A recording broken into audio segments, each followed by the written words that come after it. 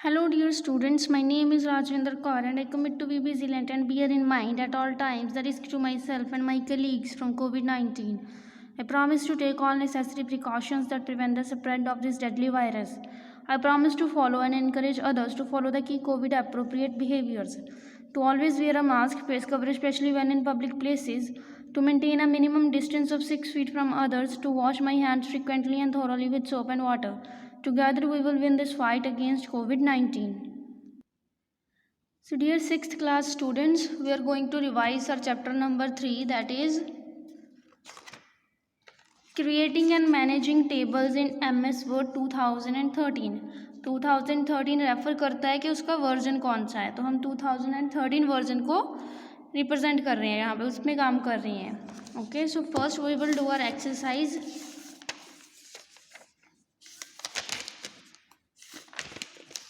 There is a let's review also. It shows that tell the number of steps in the correct order to split a cell in a table. So यहाँ पे कुछ steps दिए गए हैं, हमने उनको numbering देनी है कि सबसे पहले कौन सा स्टेप आता है, उसके बाद कौन सा. सो फर्स्ट स्टेप है हमारा select the cell you wish to separate. So इसके आगे नंबर 1 लिखा है. सेकंड है click on the layout tab और इसके आगे नंबर 2 लिखा है. Third is in the merge group click on the split cells. So it has number 3. Fourth is in the split cell dialog box enter the number of column you or row you wish to split, or then it is number 4. Then lastly click OK. It is number 5.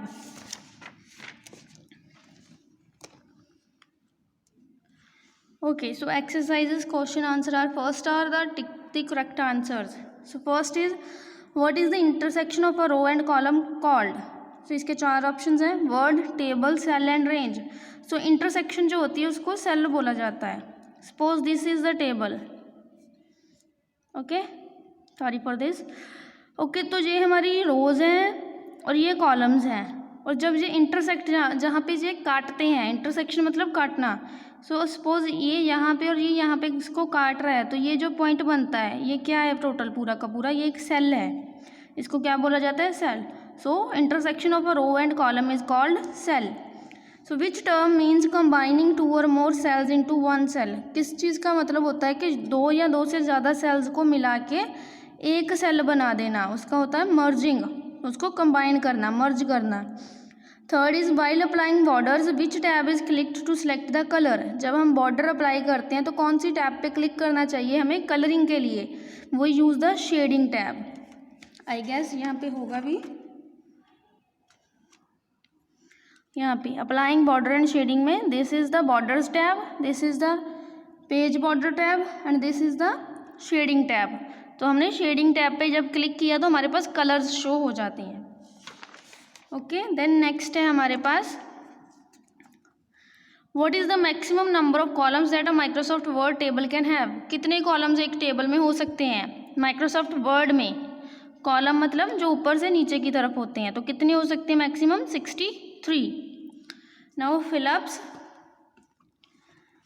A cell can contain dash and dash. एक cell में क्या और क्या हो सकता है, या तो उसमें टेक्स्ट हो सकते हैं या ग्राफिक्स. ग्राफिक्स जो हमने यहाँ पे बॉर्डर एंड शेडिंग के थ्रू ऐड किए थे कि हम कलरिंग कर सकते हैं, ठीक है, उनमें फॉन्ट अच्छा कर सकते हैं. सो एक सेल में क्या हो सकता है, टेक्स्ट हो सकते हैं और ग्राफिक्स हो सकते हैं. Then dash are use for displaying data in an easy to read format. क्या यूज़ होता है कि जो डेटा को ईजी टू रीड फॉर्मेट में शो करता है, that are tables. Tables are use for displaying data in easy to read format. यहाँ पे एग्जाम्पल भी है चैप्टर की स्टार्टिंग में. दिस इज़ अ टेबल, ठीक है, हम इसके थ्रू डेटा ईजिली रीड कर सकते हैं कि हमें पता है कि सी सेक्शन के कितने बच्चे ड्रामेटिक्स में हैं, ठीक है, ए सेक्शन के कितने बच्चे आईटी में हैं. Okay, so we can easily get the data. Third one is dash is use to insert a row above the selected cell. Selected cell के ऊपर की तरफ रो ऐड करने के लिए हम क्या करेंगे, इंसर्ट अबव यूज़ करेंगे. क्या यूज़ करेंगे, इंसर्ट अबव.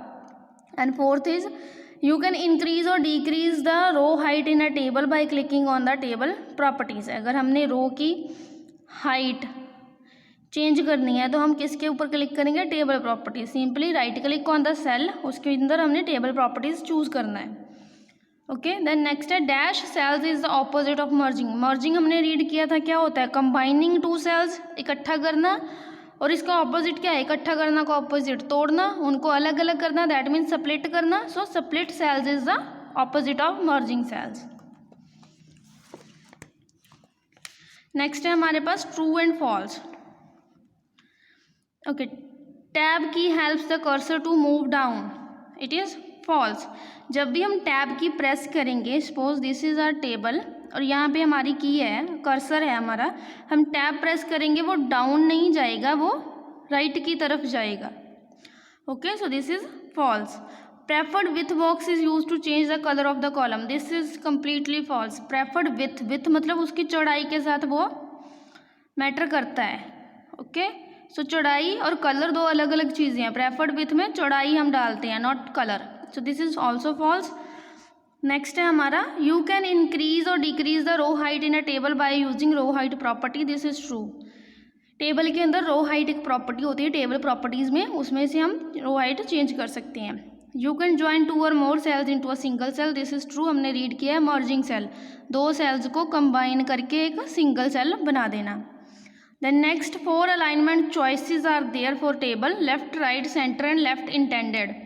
4 चॉइसेस होती हैं हमारे पास टेबल में अलाइनमेंट के लिए, और ये ट्रू है।